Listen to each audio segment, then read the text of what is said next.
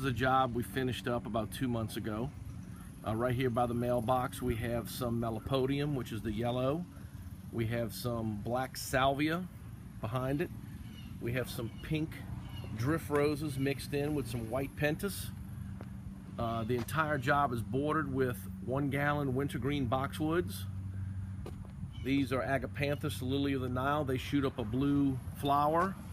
Those are oak leaf hollies in the middle. As we make our way, you have some begonias mixed in with white caladiums and shishi camellias. Those are Italian cypress up against the house. Those are sun patience, pink ones. Those are azaleas, Katrina iris. And as we make our way, that's an oak leaf holly, some Katrina iris, and those are purple diamond loropetalums. And the yellow things are lemon drops. And right underneath this crepe myrtle tree, you've got some xanadu and some more caladiums.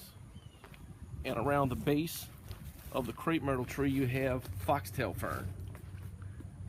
This is about $2,500 in plants for this job. Of course, that does not include labor, soil, mulch, fertilizer, miscellaneous costs.